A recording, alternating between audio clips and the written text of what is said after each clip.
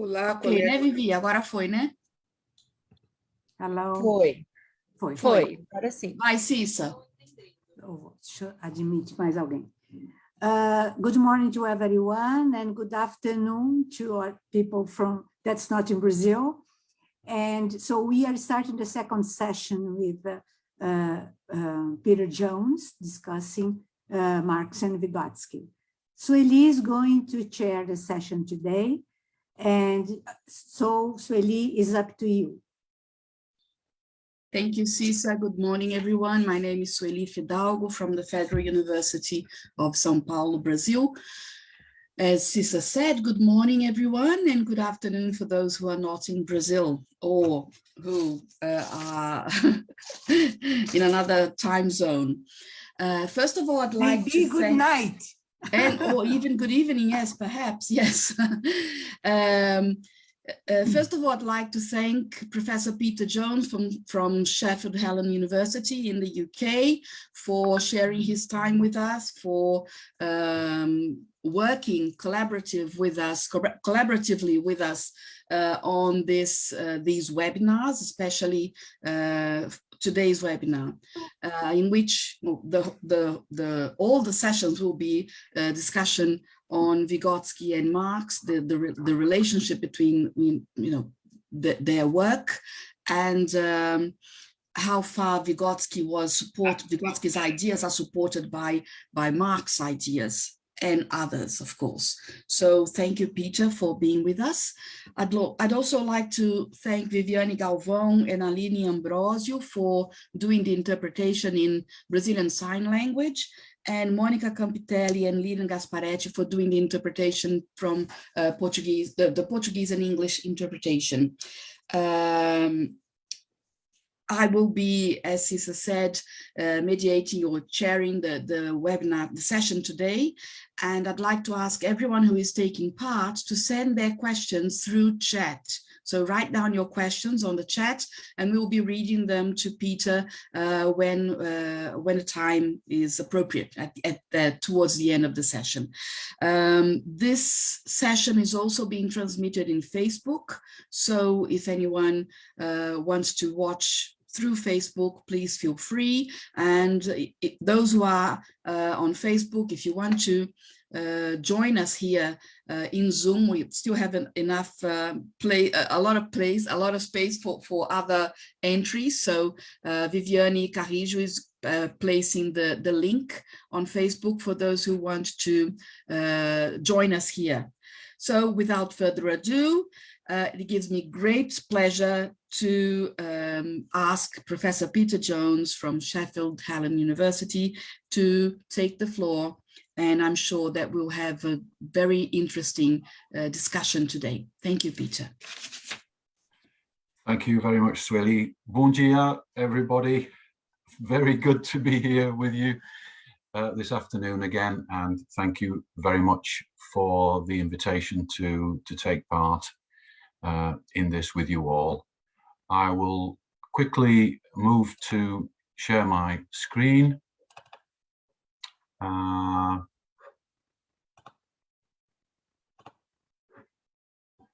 So hopefully you can see that. Yes, we can. Great. So this is the second session or seminar in our series, and in this second session I want to move towards looking at Vygotsky's work directly in relation to the issues we were discussing last time about Marx's method. So I've called it Vygotsky's and Marx's method, the psychological materialism of the early works. So in terms of the topics today, let's look first of all in the context of the overall themes of the series. So essentially we're having a dialogue over the relationship between the fundamental ideas and methodology of Marx and Vygotsky. And in that context, we've identified four main issues, I think, which we want to look at more closely. First of all, Marx's dialectical method and the germ cell method of capital. Secondly, issues of decolonization connected with possible issues of ethnocentrism and evolutionism in Marx and Vygotsky. Thirdly, Vygotsky's method in working towards a Marxist psychology. And fourthly, stages in the development of Vygotsky's own theory, and a close look in that context at key semiotic and linguistic constructs which were original to his theory. So today, I wanted first of all to do a very brief review of some of the main points from the first session, with a general question, I think, in the background, or a number of questions, from our own appreciation of Marxist methodology. Where would we start? Where would you start with an approach to psychological phenomena? Would you start where Vygotsky started? Or from today's perspective, would we start somewhere else, let's say? First of all, then, moving on from last week, an examination of Vygotsky's own understanding of Marx's germ cell methodology of capital in his early works. That's works that were dated around 1924 to 1927. And the problems Vygotsky met in recreating such a methodology in psychology. We might also ask about the relevance of that method to other areas of the sciences and humanities. Is it a general key that we can apply? So in this work that he carried out, what were Vygotsky's general assumptions? What were his starting points and goals in working out this germ cell methodology? In particular, what was his relationship to reflexology? That's to say, the currents of thinking in psychology and physiology at that time in the Soviet Union or in the post-revolutionary Russia. Ideas of Pavlov, Bechterev, and others. And what was the status and significance of general concepts such as consciousness, materialism, and the social in his work? And finally, Vygotsky's view of language and its role in human activity and thinking. So those were the main things that I hoped to have a look at today. And the readings, the main readings were as announced, as advertised. I've also made reference to one of Vygotsky's additional articles from a presentation done in 1924 called The Methods of Reflexological and Psychological Investigation. And I've also at one point made a reference to Vygotsky's archival notebooks, as well as to an article by Andy Blunden, The Germ Cell of Vygotsky's Science. Now, I should emphasize that there is no universal agreement on these issues. There are very different divergent perspectives on all of this. So all I can do is to give my own view. And so it's that from that perspective that I'll be looking at things. I should say that my views are in any case, constantly changing on these matters, partly as a result of doing the work for this particular seminar, but that's the way it goes. Whenever we engage with these texts for particular purposes, we always discover something new, and I think we are always led to revise our opinions And I hope that's a positive thing.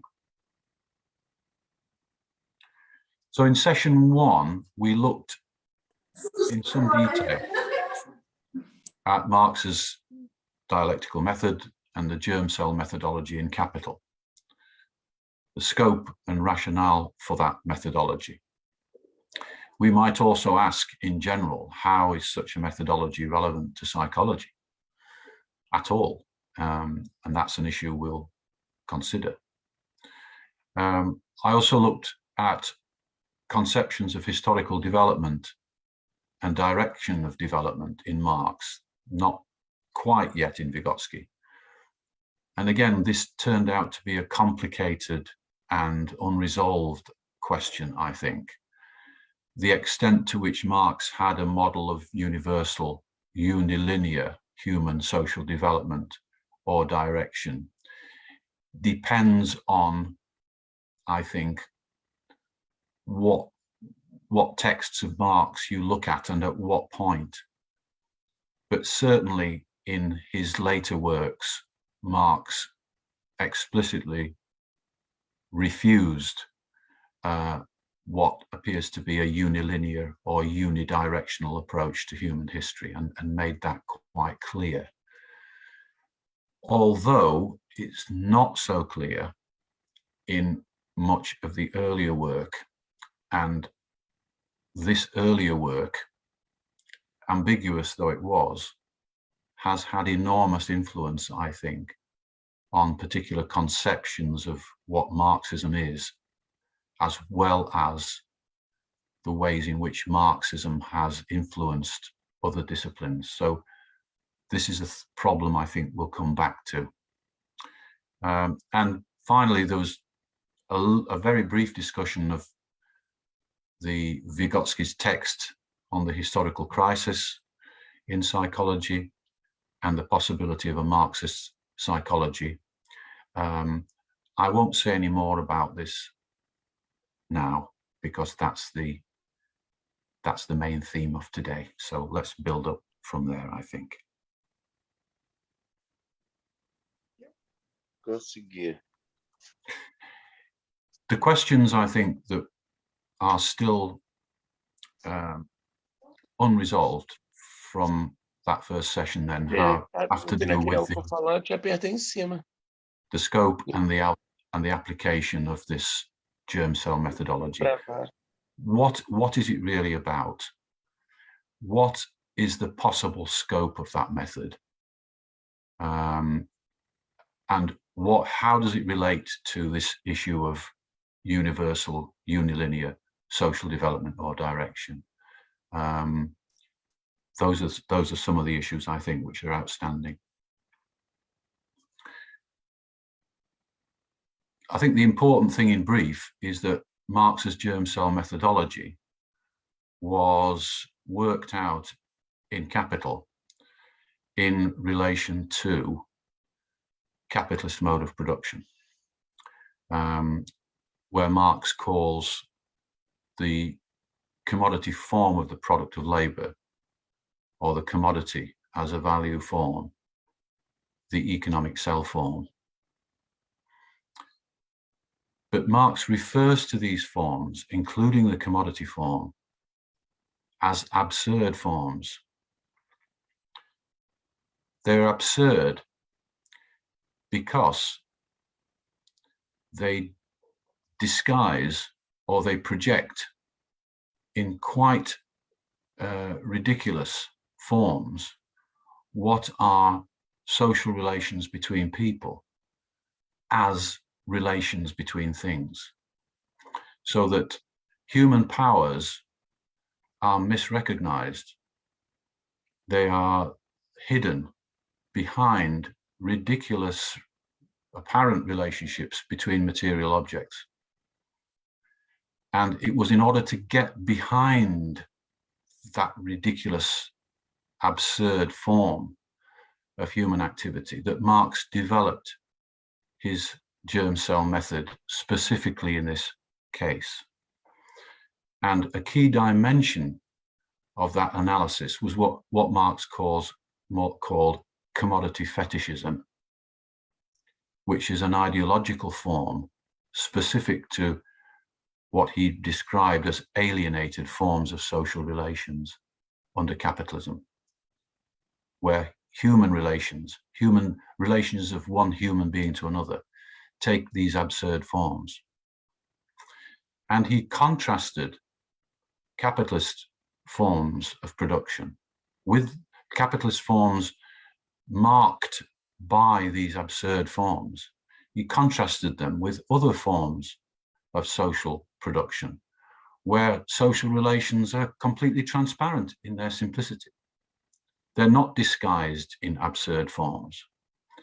And so that type of germ cell analysis is not needed. In fact, you don't need a science to tell you what you can see as simple and in its genuine form.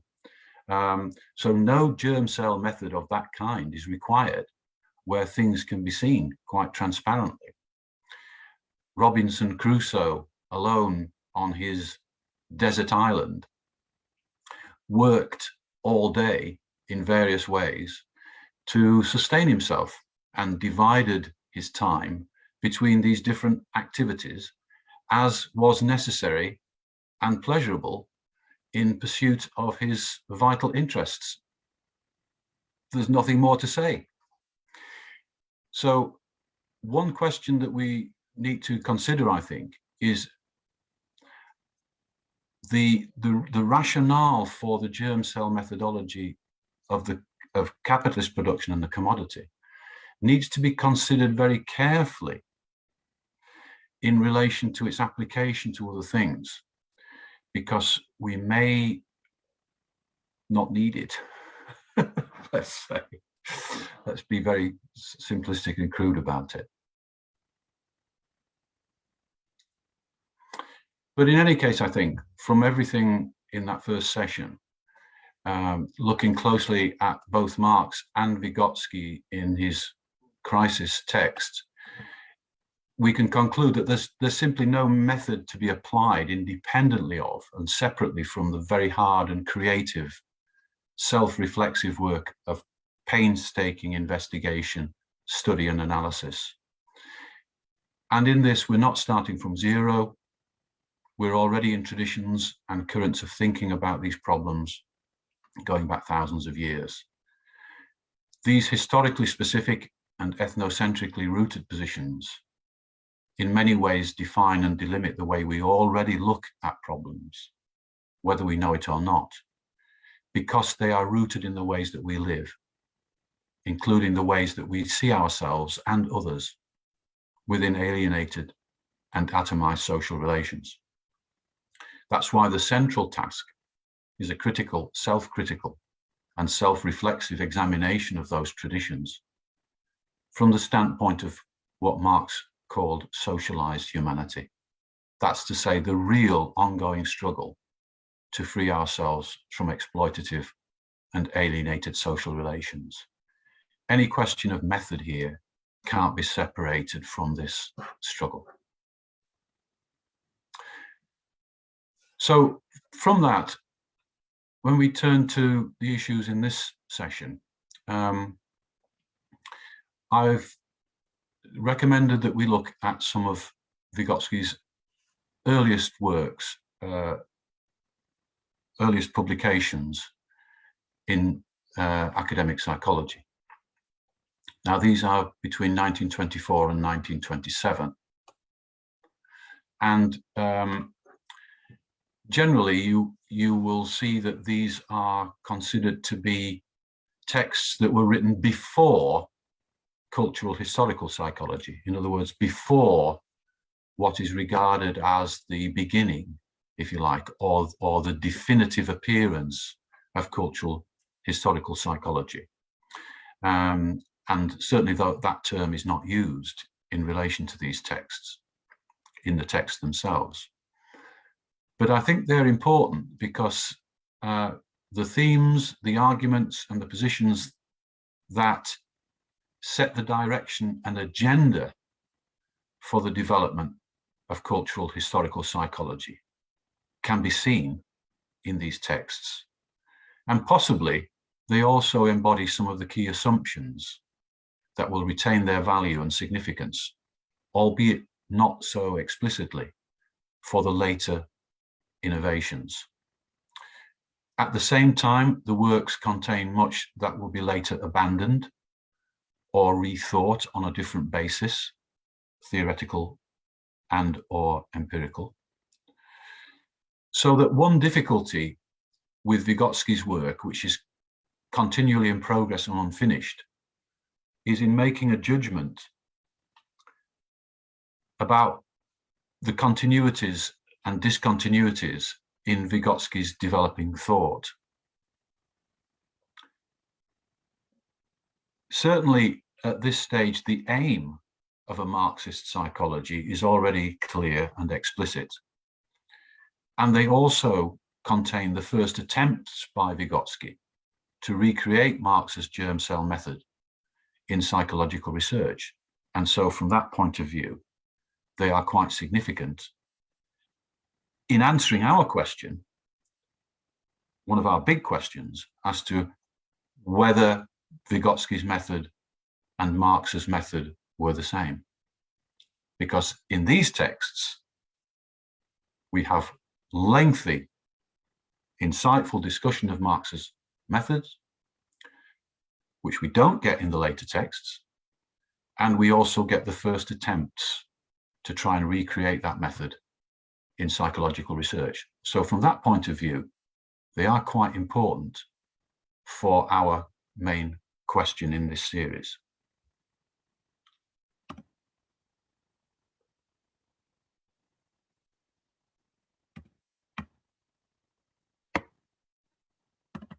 Ooh.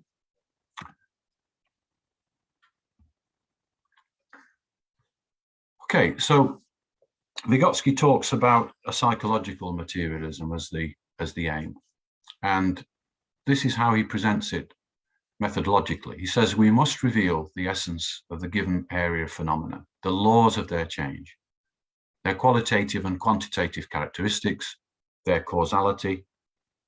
We must create categories and concepts appropriate to it. In short, he says, we must create our own Das Kapital. Psychology is in need of its own Das Kapital, its own concepts of class, base, value, etc., in which it might express, describe, and study its object. We are in need, he says, of an as yet undeveloped but inevitable theory of biological materialism and psychological materialism as an intermediate science, which explains the concrete application of the abstract theses of dialectical materialism to the given field of phenomena. So already in these early texts, that is his goal, and that is how he sees the problem. Now, when we look then at these early texts, we find Vygotsky in a critical and polemical relationship with the existing currents of psychological theory, within which reflexology of Pavlov or Bechterev or others was the dominant, or certainly a very influential tendency, and becoming more influential within post-revolutionary Russia. So we find Vygotsky in a critical relationship to that tradition and searching for ways to account for the distinctive character of human thinking and behavior, in line with how he understood what the founders of Marxism had said about this. So in effect, he was trying to see how to create a psychological theory which would be in line with, which would be imbued with the insights and understanding of Marx and Engels in relation to the distinctive character of human thinking and action. And two things were key in terms of that general outlook. The first was the emphasis on consciousness and conscious being. And secondly, the idea of behavior as activity. versus passive adaptation or response. So that if we look at the first, at consciousness, Vygotsky says that scientific psychology cannot ignore the facts of consciousness. It must materialize them, translate what objectively exists into an objective language, and once and for all, unmask and bury the fictions, phantasmagoria, fantasies about it. And he said it's easy to see that consciousness can't be regarded as a phenomenon of a second line, meaning of a second rank or order, neither biologically, physiologically, nor psychologically. A place must be found for it, and it must be interpreted, he says, in the same line, or at the same level with all other reactions of the organism. Notice the reflexological discourse which accompanies this particular perspective. This is the first requirement of our working hypothesis, he says. Consciousness is a problem of the structure of behavior. In other words, human behavior can't be understood without taking consciousness into account, because that behavior is conscious. Secondly, the definition of behavior as a system of reactions, he says, involves a crucial misunderstanding. And this is a criticism aimed directly at reflexology. This definition of behavior as a system of reactions presupposes that man adjusts passively to the environment, that he just responds to stimuli, that the situation rules the behavior. But this is wrong. The behavior changes the situation and aims to do that. My action changes the situation and is not just determined by the previous situation, but by the process of change as a whole, both externally and internally. In man, he says, and in general, what he means is, this is generally true, behavior is activity and not a response. It is primary. Activity is primary. Notice the reference there to Watson, one of the leading American behaviorists. No habit whatsoever is formed without internal activity. That's just an aside in relation to Watson. And he goes on to say, perhaps we should speak of acts as the basic units of behavior. That's the question. Now, this is written in 27. So you could see this not perhaps unreasonably as indeed a prefiguring of what came to be known as activity theory. Now, Vygotsky didn't take this particular line himself, that acts as the basic unit of behavior. That was unexplored and undeveloped. But it's an interesting point even then, I think, to look at that, understand where he's coming from on it. Now, let me take the first issue then, that of consciousness, just as a brief reflection. This early work of Vygotsky's then, in the context of this very powerful tradition of reflexological thinking, constituted in effect a kind of rebellion against that dominant paradigm of reflex or reaction, to put consciousness at the center of a new psychology. This was a bold and a daring move. And I think that we, to this day, are indebted to Vygotsky for that move in psychology. And of course, what is the significance for us of this challenge to these mechanistic paradigms? That challenge still resonates, not just in understanding Vygotsky's work in context, but because many of the currents of psychological thinking today in the world do not take consciousness as Vygotsky understood it into account. It is still a battle out there for understanding it and appreciating what it means for understanding of human behavior. So that's still an issue, a live issue. However, it depends on how we understand consciousness and what importance we think it has for us professionally and politically. What is the significance for us of having a psychological perspective in which human consciousness is primary, or at least is at the center stage of our concerns. But we also see in these early works, with their emphasis on consciousness, the problem that Vygotsky has in relation to the reflexological paradigm.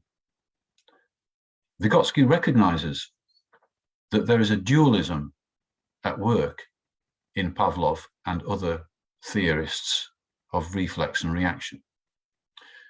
For them, consciousness, or for Pavlov anyway, consciousness and the mental in general couldn't be studied by their methods, and they therefore excluded these things. They excluded consciousness and the mental from scientific consideration altogether, while nevertheless conceding, as of course any person must, that consciousness is fundamental to human life in general. I mean, we can't deny that, but their methodology excluded it. So we're left with a dualism. We've got a scientific method that studies human behavior, but human behavior has to be deprived of consciousness in order to suit the methods. So consciousness entirely lies outside of the scientific procedure, outside the boundaries of the scientific method. That's a big problem. But how to resolve that? How do we resolve it? And in particular, how do we develop a psychology of consciousness or of conscious activity on the foundation of Pavlovian reflexology, for example, which is, as Vygotsky says, based on the response or reaction? How do you get the psychology of consciousness on that foundation? That's the problem. So in the early works, we have, on the one hand, a critique of the limits of reflexology, but also an acceptance of reflexology, including Pavlov's conditional reflex theory, as the foundation on which a superstructure of concepts distinctive to the conscious character of human behavior must be built. But how do you do that? So in the early works, we see attempts that Vygotsky later abandoned, or at least did not repeat again. We see an attempt to reframe or develop a perspective on consciousness in line with the concepts of reflexology. And here's a quote from his article on methods of reflexological and psychological research: to claim that consciousness too has to be understood as a reaction of the organism to its own reactions, one has to be a bigger reflexologist than Pavlov himself. So be it. If one wishes to be consistent, one sometimes has to raise objections to half-heartedness and be a bigger papist than the Pope, a bigger royalist than the king. And that's how Vygotsky saw himself at that point. He wanted a theory of consciousness he recognized that reflexology was dualistic and didn't deal with consciousness. So in effect, to be consistent in accepting reflexology as the foundation, he had to try and work out a theory of consciousness in reflexological terms. And so what we have is then a view of consciousness as a system of reactions of the organism to its own reactions. And that's how basically this early work is approached. So consciousness is accounted for through an extension of the scope or understanding of reflex mechanisms within the individual's behavior as a whole. This is how he says, this is how he puts it. The problem of consciousness must be solved in psychology, in the sense that consciousness is an interaction, reflection, and mutual excitation of different systems of reflexes. What is conscious is what is transmitted as an irritant or stimulus to other systems in which it has a response. Consciousness is always an echo, a response apparatus. Or again, consciousness is wholly reduced to the transmitting mechanisms of reflexes operating according to general laws. That's to say, no processes other than reactions can be admitted into the organism. And this was the way he thought you could have a wholly consistent and monistic approach, was to extend what was regarded as a materialistic theory of the foundations of behavior in reflexology, to extend that approach to human behavior and consciousness.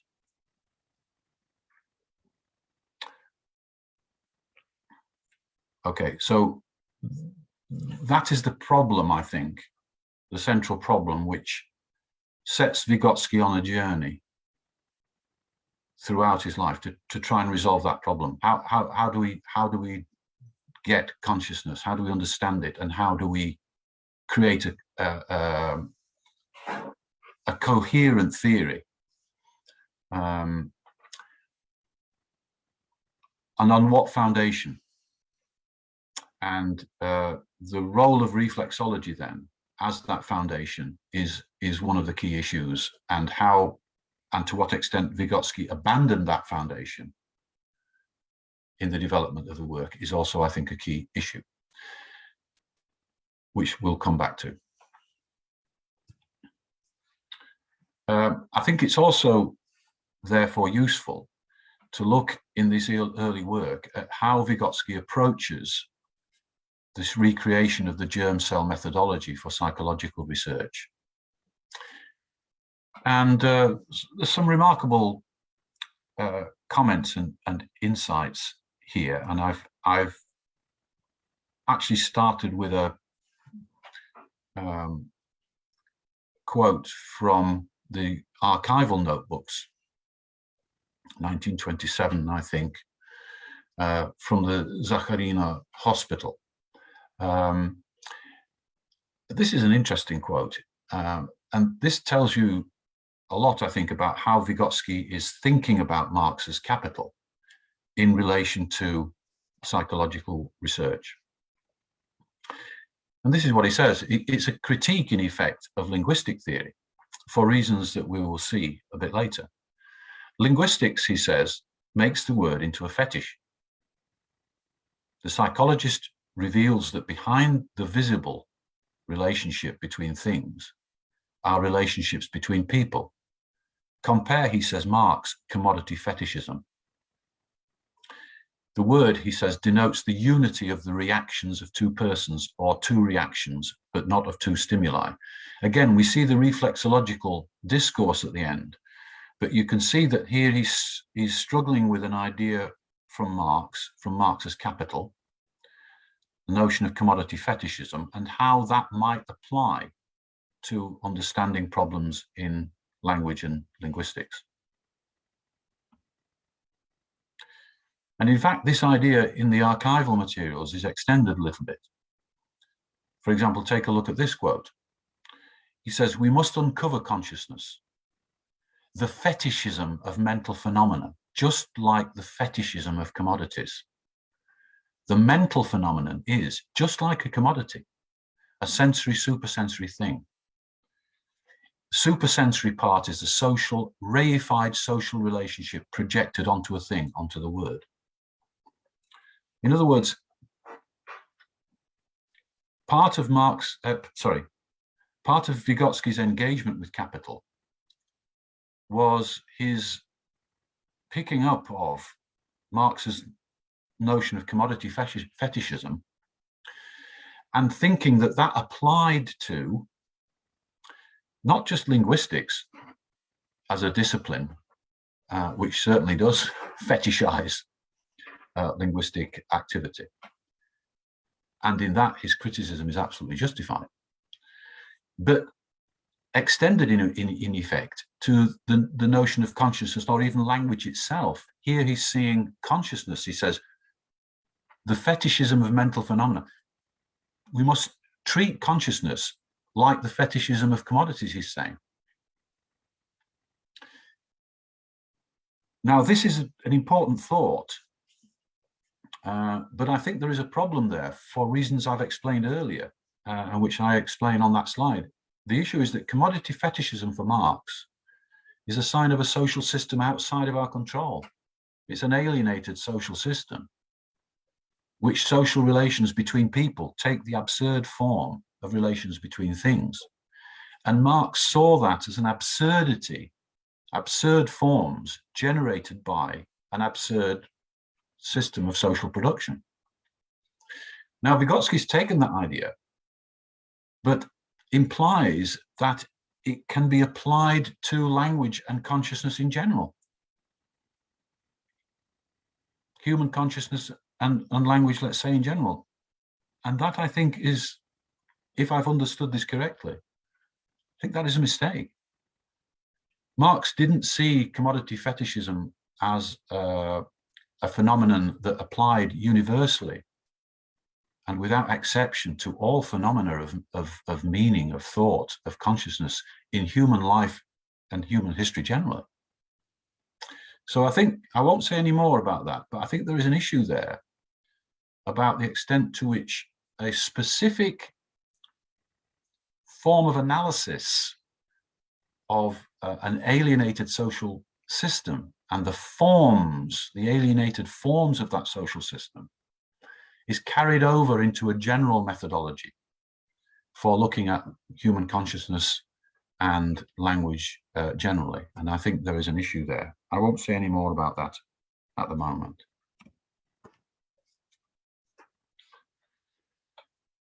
So that's one thing. But secondly then, what about the germ cell method itself? How would it apply to psychological phenomena? Because, as I've said, in Marx, the germ cell analysis has to do with penetrating the absurd forms of alienated social relations in capitalist production. So there's an issue about, as I've explained, between commodity fetishism and human consciousness language generally or universally. Putting that aside, how then does Vygotsky try and recreate this methodology? What are his earlier attempts and subsequent attempts to apply this methodology? What germ cells or units of analysis, as we call them, are there? Now, here we get very many problems, I think, in understanding and in interpretation. For example, in Andy Blunden's article on this in 2017, he identifies not one germ cell, but five applications of the method, with one under production, let's say, that Vygotsky hadn't quite worked out. So 5 or 6 germ cells, and he lists them all: sign-mediated action, word meaning, переживание, deficit compensation, social situation of development. And I would recommend that you look at Andy Blunden's article if you're interested for more detail on that. Now, I could add to that list because if we wanted to, there are others that are announced or pursued in the early works, as we'll see, and possibly also later. We've got the reaction is identified as a unit. As we noted from the earlier quote, we've got an act, possibly as a unit of behavior. So we've got a lot of germ cells. Now the question is, what do we make of this? How are we to understand these different proposals? Are they taken to be, which Blunden does? Blunden takes them to apply to different aspects of a psychological theory and development. They kind of cover different zones of psychological interest. Or should we take them as successive stages, superseded stages in Vygotsky's understanding and development of a germ cell approach, which would be relevant to human psychology in general, or both? It's not clear. But we certainly have a multiplicity of germ cell type proposals in Vygotsky. And so what we make of those proposals is to be decided, I think. We need to look at that. But in any case, what we see then in point 2 is that we've got in Vygotsky's text on the historical crisis of psychology, we've got a wonderfully mature, intellectually mature exposition of Marx's ideas, insightful in terms of the general principles.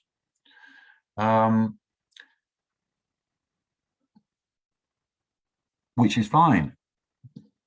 But when it comes to applying it, we've also got specific concrete proposals, and we can argue about those as to whether they are valid or whether they are actually in line with the methodology. Of course, Marx was writing Capital and rethinking this methodology for many decades of study and practical work, whereas Vygotsky was really only at the beginning as a very young man. So these are kind of different stages in people's lives and thinking that we need to take into account. I mentioned these different germ cells, but this is what he says in the Crisis article. This is the article where he's got a very, very coherent and insightful exposition of Marx's germ cell method and other methodological things in Marx. But this is what he comes up with. He who can decipher the meaning of the cell of psychology, the mechanism of one reaction, has found the key to all psychology. So we need to bear in mind, I think, not just the general principles that Vygotsky was addressing so clearly and insightfully, but we also need to think about whether we will agree with, or whether he would still agree with, how those principles were applied at particular moments. And the fact that we do have this multiplicity certainly suggests that Vygotsky changed his mind, at least about some things, about where this germ cell or where germ cells were to be found, and presumably would have changed his mind again. In terms, again, of the general sort of issues of what Vygotsky calls psychological materialism, or materialism in psychology.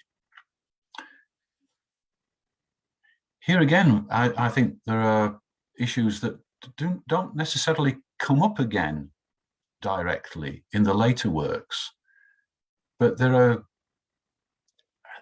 difficult passages here which are clearly influenced by Lenin's 1908 book, Materialism and Empirio-Criticism, which is very bold in setting out definitions of materialism and how the human senses allow us to copy or photograph or reflect the independently existing reality.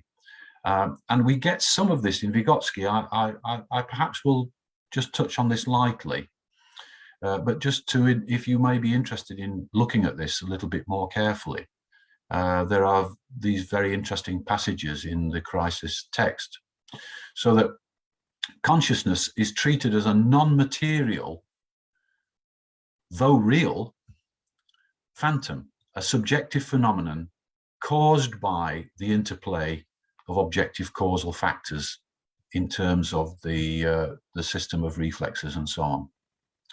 And Vygotsky explains the materialism of this based on Lenin's book.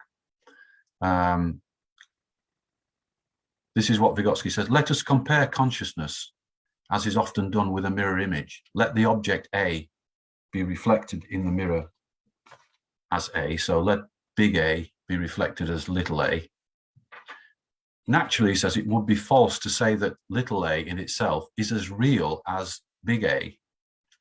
It is real in another way. A table and its reflection in the mirror are not equally real, but real in a different way. And I think the inspiration for that formulation is in Lenin's problematic book. What does that actually mean, I wonder? Something is not as real, they're not equally real, but real in a different way.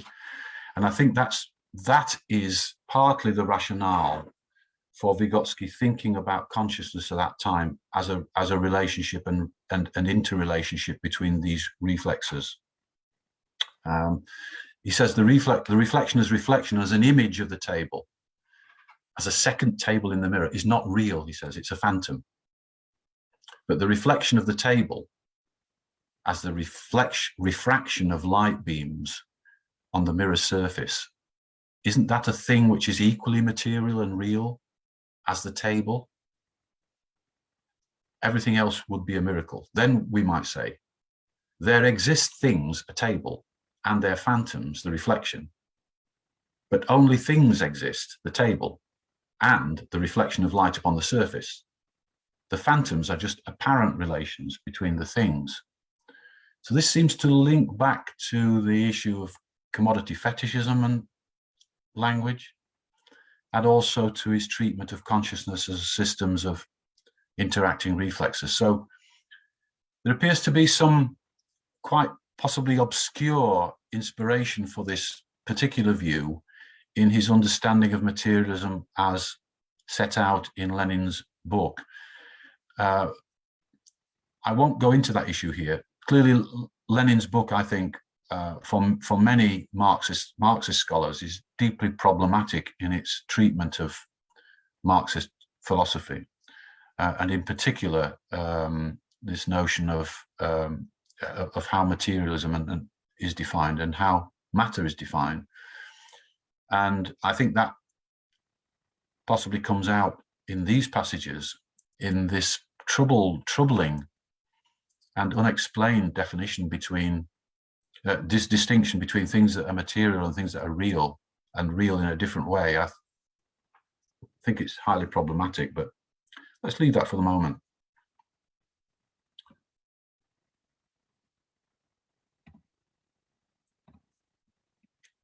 Finally, the final question I wanted to come on to was the question of speech and its significance.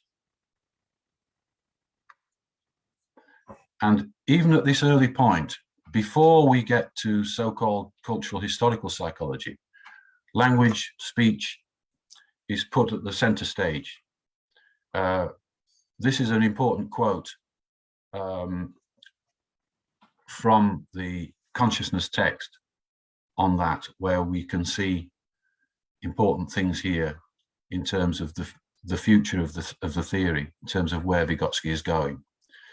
But we also note the allegiance still to reflexological discourse, but also quite a different discourse coming through, which we'll have a look at.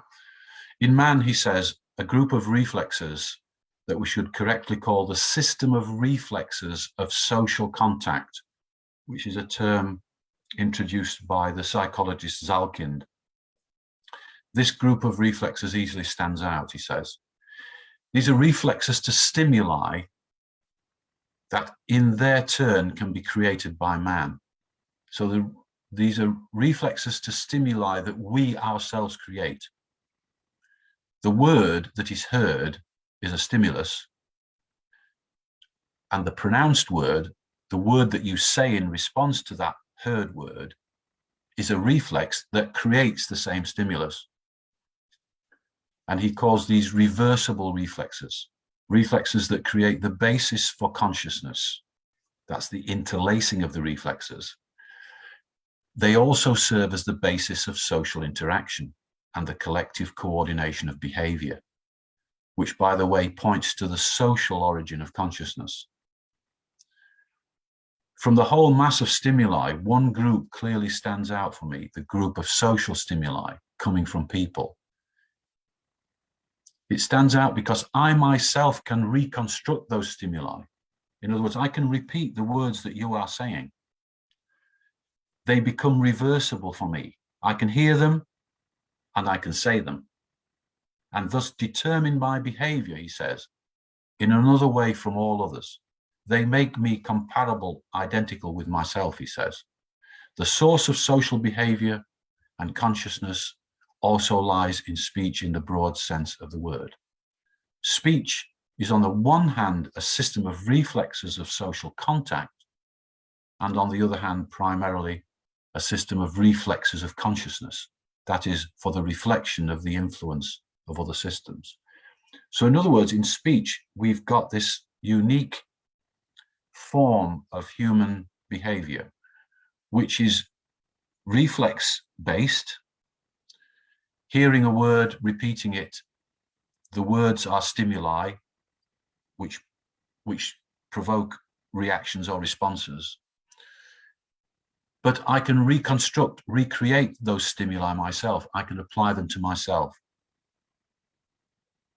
And so what is a means of social coordination? That's to say, language is a communication system for the collective coordination of behavior, also becomes, through the reversibility of the reflex in this case, it becomes a means by which I can coordinate my own behavior with you, but also use our tools of communication as a means for working on myself internally. So this is what he says. And this is married with a particular kind of view of sociality. We are conscious of ourselves, he says, because we are conscious of others. And in an analogous manner, we are conscious of others because in our relationship to ourselves, we are the same as others in their relationship to us. I'm aware of myself only to the extent that I am as another for myself, only to the extent that I can perceive anew my own reflexes as new irritants.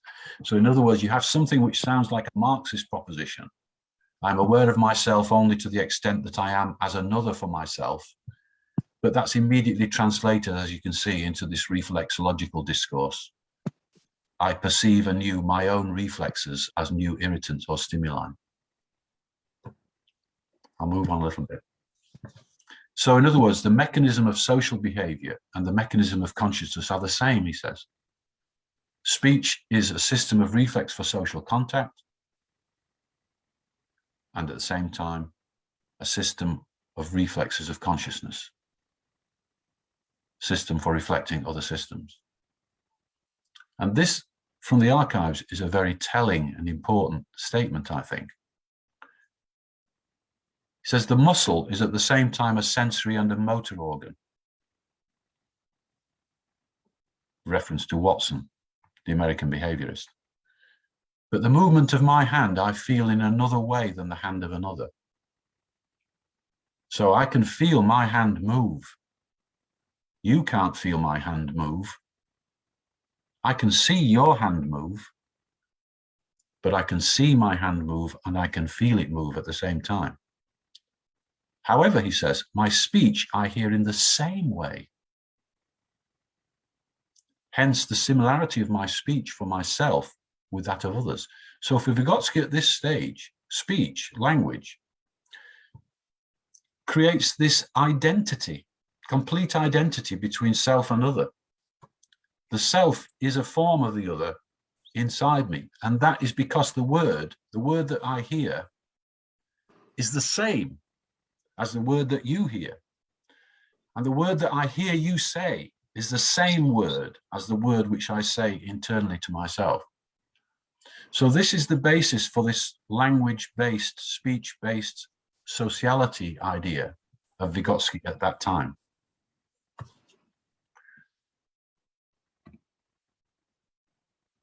I won't say anything more about it. Well, this is actually good. So here we got, sorry. So consciousness, he says, is speech for oneself. It originates in society with language, but speech is always a dialogue. Consciousness is a dialogue with oneself. Already, he says, the fact that the child first listens and understands and then acquires verbal consciousness points out that, number one, consciousness develops from experience, and two, speaking with himself is the same as consciously acting, and here the child takes the position of the other, relates to himself as to another person, imitates another person speaking to him, replaces the other person in relation to himself, learns to be another person in relation to his proper body.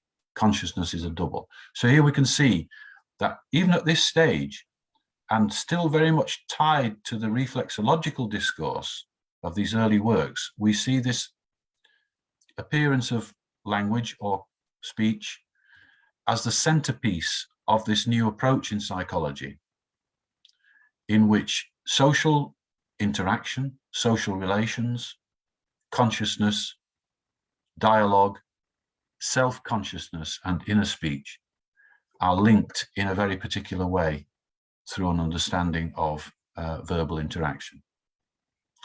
I won't go into it now, but there's a very interesting discussion in Vygotsky's Consciousness article of the relevance of all this for deaf people and how he saw that at the time, and what he thought his recommendations for the education of deaf children and so on. I won't go into it now, but it's something that you might be interested in having a look at. And so overall then, in these early pre-cultural historical works, we see these preoccupations, assumptions and insights that in fact mark to some extent the entirety of Vygotsky's psychological work. There are things here, ideas here that are retained and which are main targets for explanation right up to the end of his life. We see an understanding and appreciation of Marx's germ cell methodology, as well as other assumptions and positions which are clearly inspired by Marx. And we see these methodological ideas being applied for the first time in psychological research. We see language already taking center stage as the link between the reflexological foundation, the social nature of human activity, the collective coordination of behavior, consciousness, self-awareness, and thinking. But these concepts are still framed in a reflex light, supported by materialist assumptions as Vygotsky understood them at the time. So the direction of Vygotsky's research then is to approach these same problems,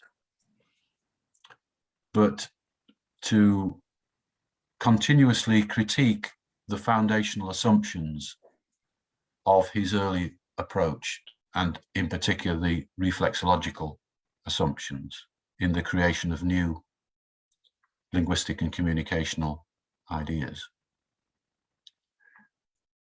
So I think for next time, perhaps colleagues might want to think about where best we might go from here.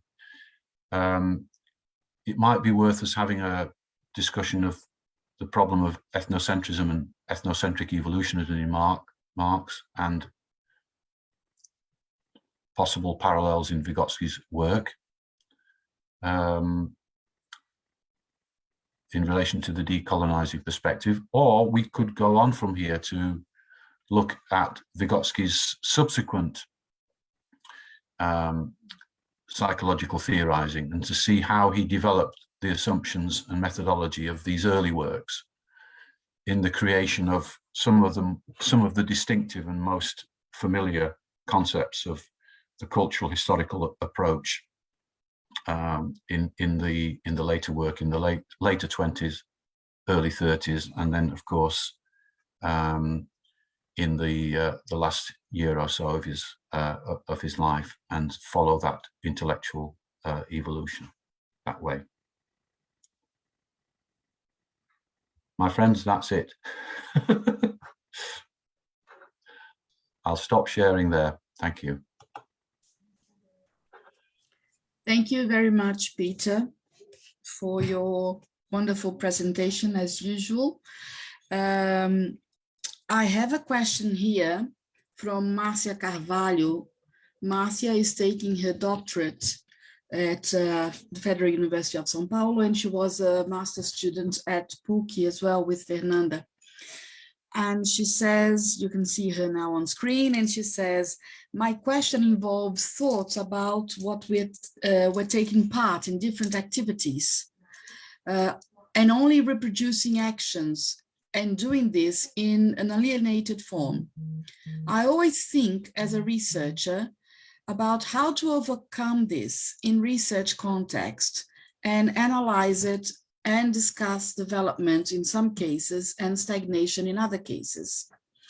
Thinking about critical participation, is it possible to reproduce actions in the same and at the same time, is it possible to reproduce actions at the same time that participants have a conscious behavior during actions and participate in activities? In other words, is there any relation between conscious behavior and reproductive participation on daily activities? Hi, Marcia, thank you for that. You're not starting with the easy ones, are you?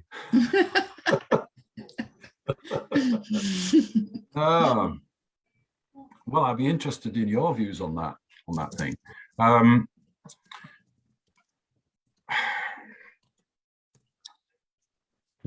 I think what we are conscious of is a dynamic process. What we are aware of changes as we participate in activity. It's not a fixed measure by any means. And that is why I think, to an extent, it's impossible to become conscious of the issues and the problems in any sphere of activity unless we're engaged with it, as you say. That participation in it, because the participation in it is also creating it, is also making it. And it's in that process, I think, that we are best able to appreciate the problems and contradictions within a sphere, to become aware of things that we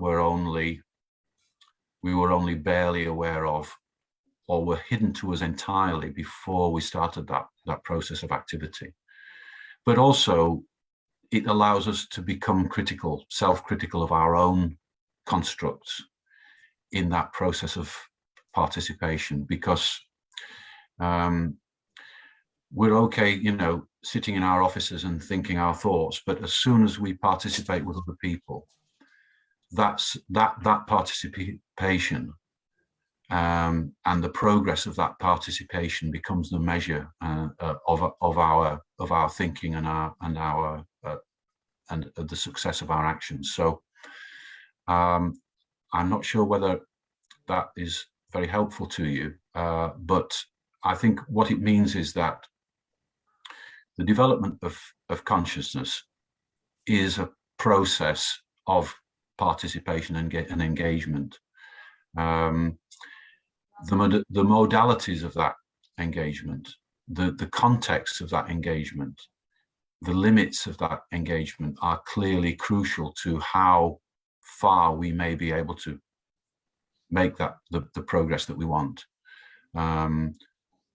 Certainly rigid limitations on what we may be able to do with people, what we may be allowed to do is a serious limitation to that. And in that sense, this reproduction of these alienated forms can often be simply the easiest thing to do.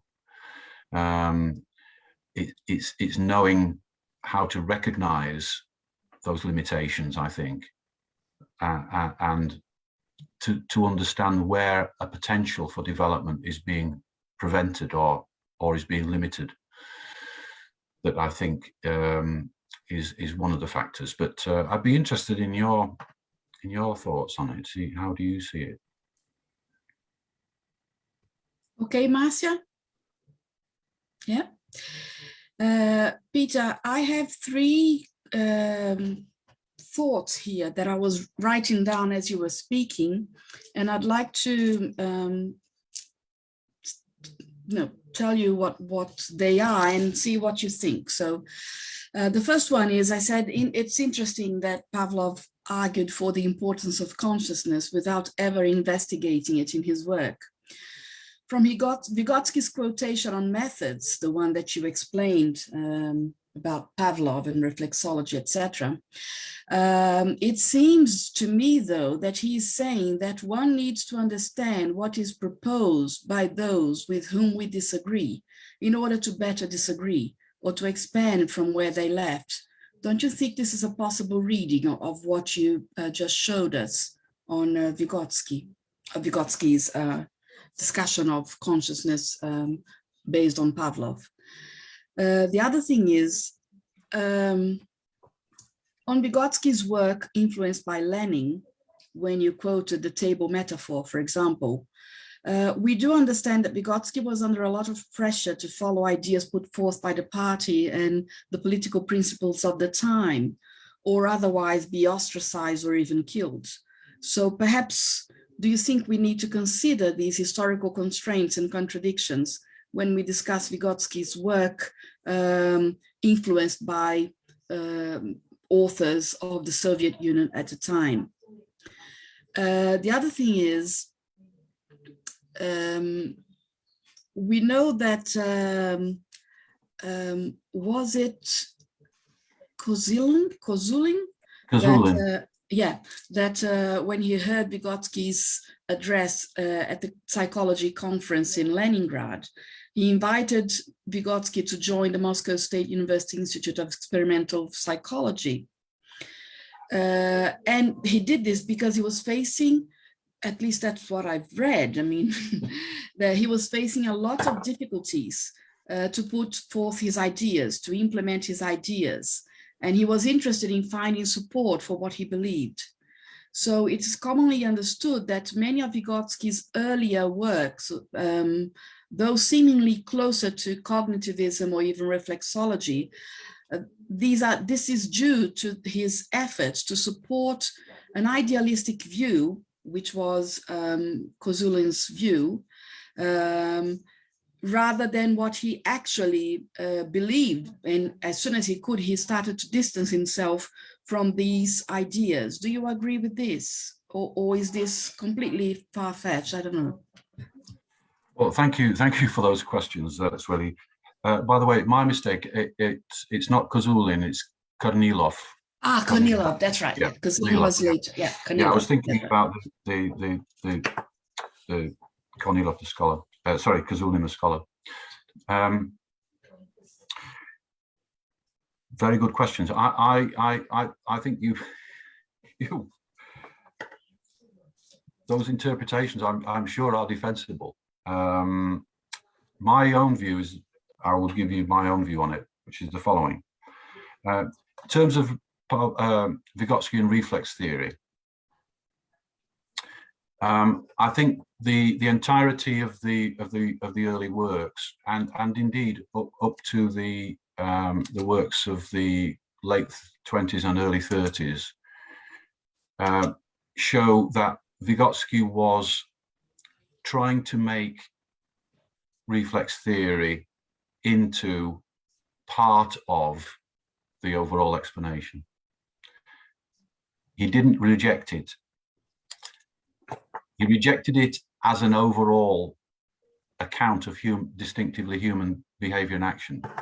But he was trying to make, in the first works, he's trying to make a consistent theory out of reflexology, recognizes that that doesn't work, but still up to the late 20s and early 30s,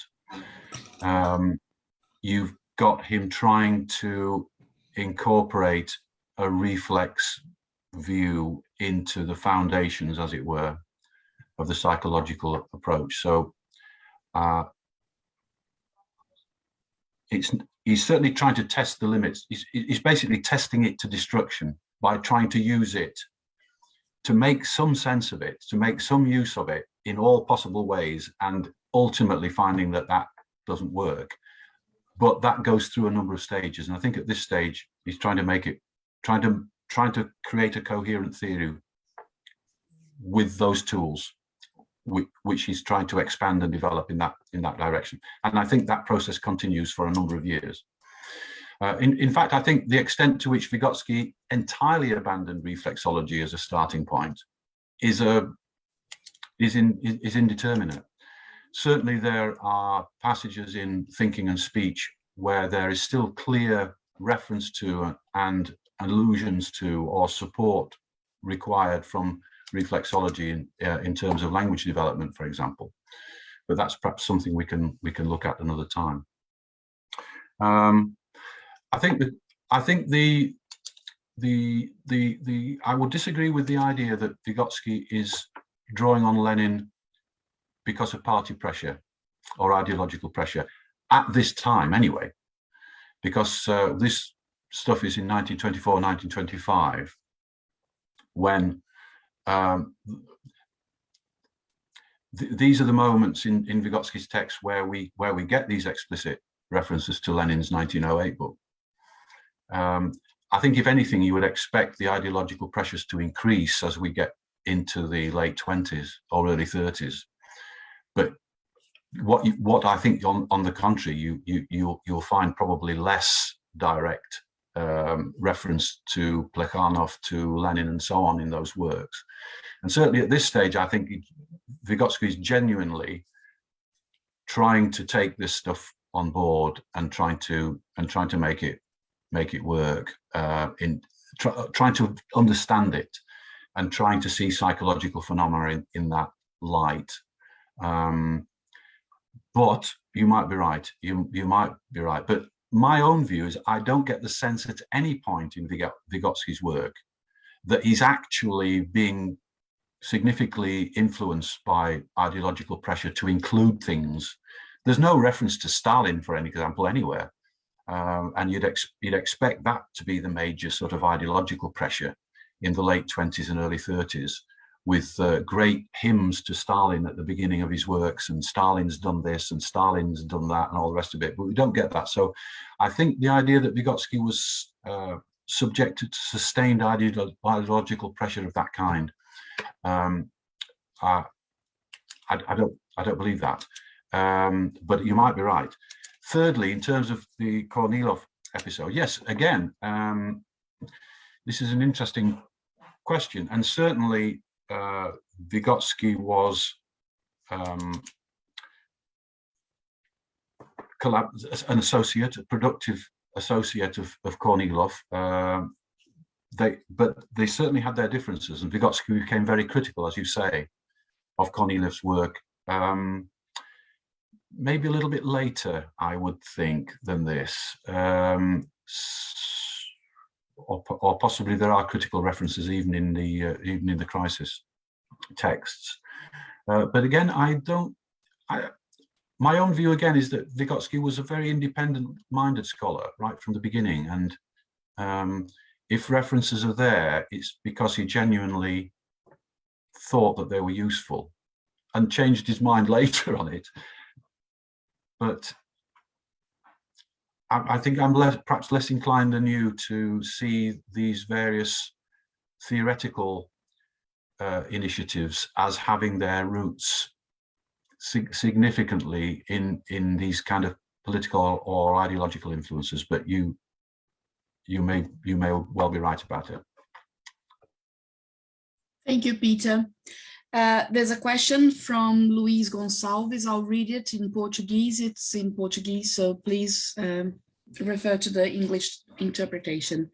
Na minha pesquisa de doutorado na PUC São Paulo, dedico um capítulo fortemente apoiado em Vygotsky, Leontiev e Marx, claro, onde tento fazer uma crítica ao materialismo naturalista e seu reducionismo ontológico, além de seus desdobramentos como o behaviorismo, a cibernética social, a física social, as ciências cognitivas e a economia comportamental, que, aliás, está envolvida numa grave crise de replicação. Todas essas vertentes lutam para a redução da consciência às funções negintrópicas e homoestáticas, e que a superação dessa condição menor depende de um Kibernet. É Kibernet mesmo, Luiz? Okay. Kibernet, um agente externo superior, entre aspas, superior, seja um deus, um patrão, ou segundo Kahneman, Thaler, Sustain, Ariely, é isso? Dentre outros, precisamos de arquitetos de decisões. Meu interesse é identificar como essas teorias ontonegativas estão presentes nas tecnologias digitais que as ciências cognitivas chamam de mente estendida, um tema que já foi muito bem tratado por Vygotsky com suas ferramentas psicológicas externas. Para essa análise, eu uso a categoria do fetiche da mercadoria. Acredito que essas teorias reducionistas contribuem com a fetichização dessas tecnologias, e por isso eu as chamo de máquinas automágicas. Você poderia, por favor, comentar essas ideias, se você tem pensado sobre isso, ou me dar alguma dica de abordagem? What a great question. Thank you. I absolutely agree with you. These are all aspects of the fetishization of human powers and consciousness that are expressed very clearly in these technicist, technological, reductionist approaches to human creative powers. Anna Stetsenko, I think, has written quite a bit on the whole range of cognitivist and technicist, digitized and behavioristic approaches to human mind and activity. I think you may well know her work, but her book on the transformative mind, I think, gives a very good review of these kinds of traditions of work. There's also a very good book I would recommend. I can send the reference separately, by Roy Harris, written in 1988, and it's called The Language Machine. And this is a book that's specifically looking at this fetishization of language in linguistics and other sciences, the reduction of human linguistic capacity to machine-type algorithmic computational processes, and where these metaphors, where these ideologies come from, and how they take hold of social spheres, ideologies, schooling, school curricula, views of education, and so on. And of course, these models in language, these kind of mechanistic models, as we know from Chomsky, have been very influential in the cognitive sciences and elsewhere, looking at the mind as a computer, or the mind brain as a computer. So that's certainly one book I'd recommend on language, and I would recommend Anna Stetsenko's book to look more generally at these kind of reductionist trends. But of course, in Marxist terms, as you know, this is all fetishism, but these are the ideological forms of a society that's not under human rational control, where human powers, our human powers do appear to us as things that we don't recognize, things that we can't control. And so all these things are aspects of those absurd ideological forms that Marx describes, and his notion of commodity fetishism, as you say, is very appropriate for those. So I thank you for that question, and I will be very interested in seeing some of your work if you'd be interested in sending me some of that. Thank you. Luiz, tudo bem? Respondeu? Sim.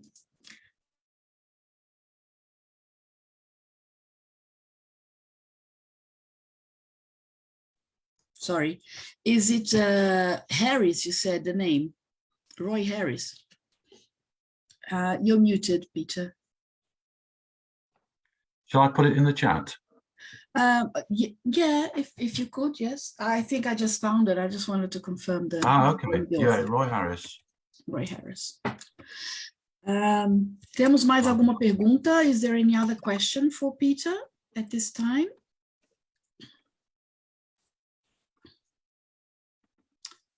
Willie, could I say that there was a question that was written in advance? Oh yes.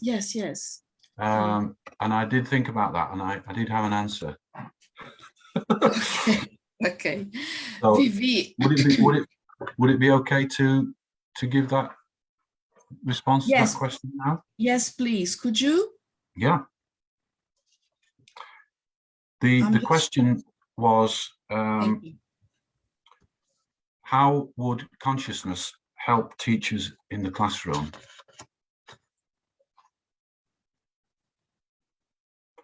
And actually, I wrote whole text in response to this. I don't know whether I can possibly find it. Could I just see if I can find the text? And yes, thank you, Peter. É sua pergunta, Josélia? That's the one. Can you see that, folks? Yes, we can. Okay.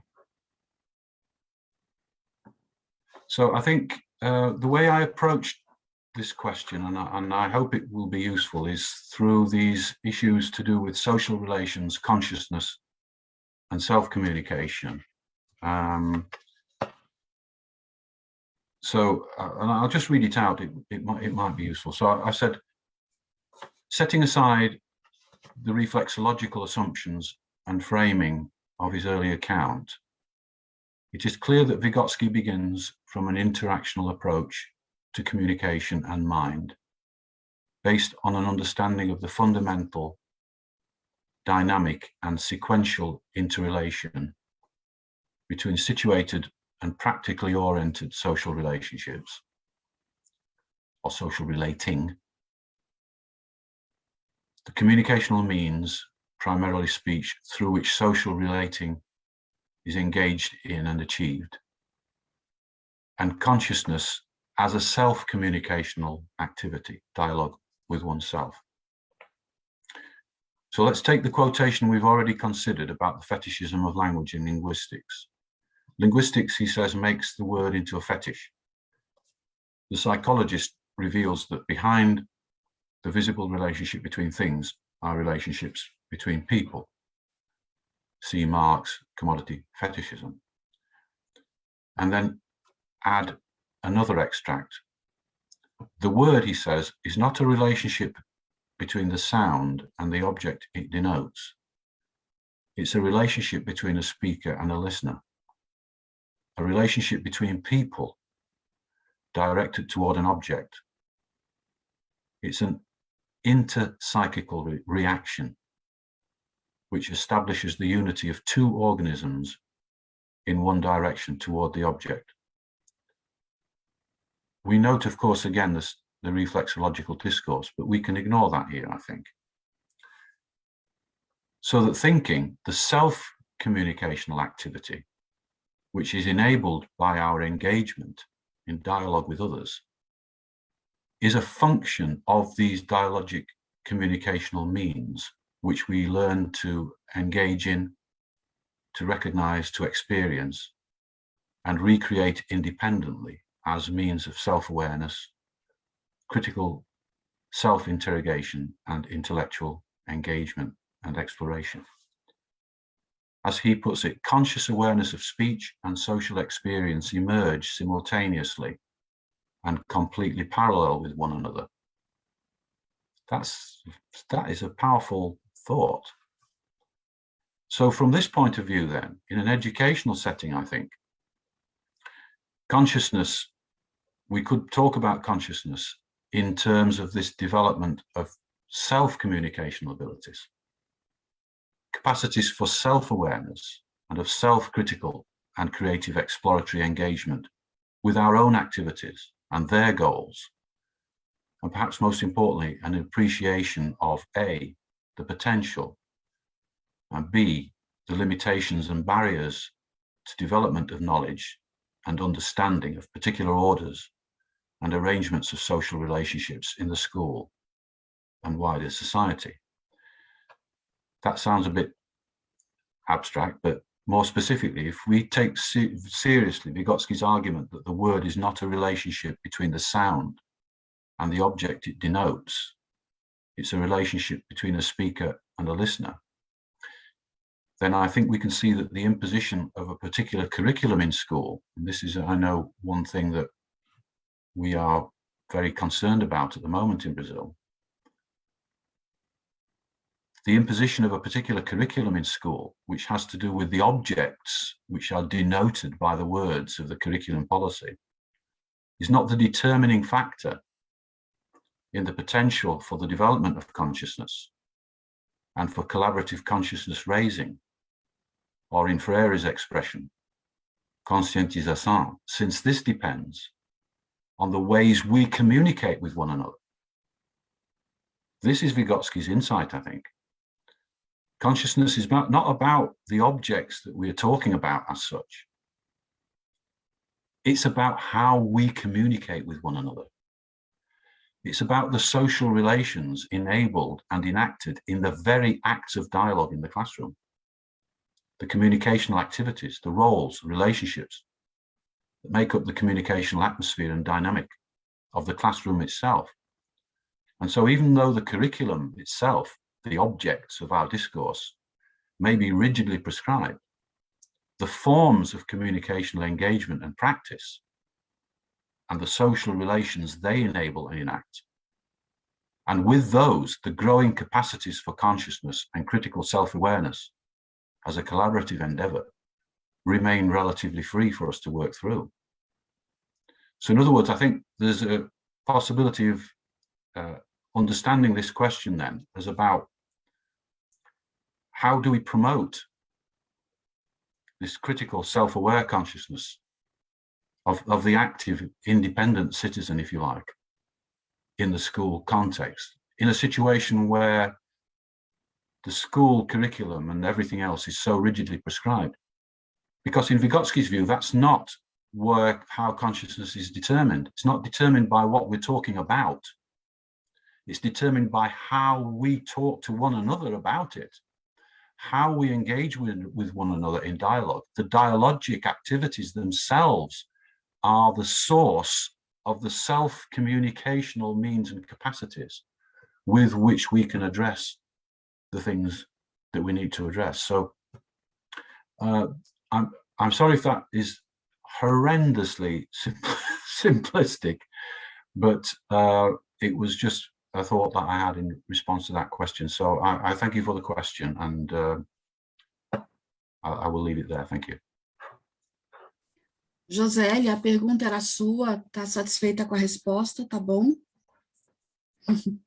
Exactly what I need to hear. And also because I read an article comparing Vygotsky with Paulo Freire, and there is a little bit of connection about consciousness and self-awareness. Mm-hmm. Just perfect answer. Thanks, Peter. Thanks a lot. Thank you. Did you read Peter's article on Vygotsky and Freire? Is this the one you mentioned? I read, no, I make a search in the internet and I have a research, and then I make a comparison and I read, and then I was asking the question how consciousness could help us in education in the classroom. Okay, because there is an article, a paper by Peter, comparing Vygotsky and discussing Vygotsky and Freire as well. So if you're interested, I'm sure we can get you a copy as well. Oh yes, thanks a lot. I love that. Thank you very much for that. Thank you. Peter, there's another question here by Tanya Ramalho. She says the following: would you state a definition of consciousness as we stand today in our lecture? Yeah, do you understand? Yes. I take the question to be, would I propose a definition of? Yes, I think that's what she means, but she has just written here that she thinks you have already defined it. So I don't know, perhaps. Well, that is good to hear. I hope so, because I was going to say that I'm not going to dare to present a definition to you. That would have been my answer to the question, but certainly this area of self-communication and self-awareness and so on, self-communication is one thing that I would go towards, I'm sure, if I was forced to define it. And also challenging what is written and said is also a way of defining, isn't it? Defining is an activity that we can carry out by asking questions and challenging what has already been said as well. So I think that's what Tanya means, that you have already defined by questioning, by asking, challenging as well. That's great. That's great. Thank you for that. Okay, Joselia is written here that she would like your paper. I think it has been published in Olhares, hasn't it, Peter? Has it already been published in Olhares, the journal, the Unifesp Journal of in Education? Oh, Peter, you froze. The paper by Cesar and me, but that's another one, isn't it? That's a different one. Yes, there's one by Cesar and Peter that is one that has been published in Delta. But there's also a paper I did for the Paulo Freire celebration. Yes, and that has been published. Yes, it has. Yeah, it has been published in Olhares, right? Yes, it's in Portuguese as well. Yeah. So Joselia, if you enter, if you search for Delta, the PUC journal at Applied Linguistics, or Olhares, which is an education journal at Unifesp, you will find both papers, the one that Peter wrote with Cesar and the one that he wrote alone as well. But if you have any trouble, let me know. I'll help you find it. Okay, I'll put my email address here so you can contact me. Thank you for that. Thank you very much.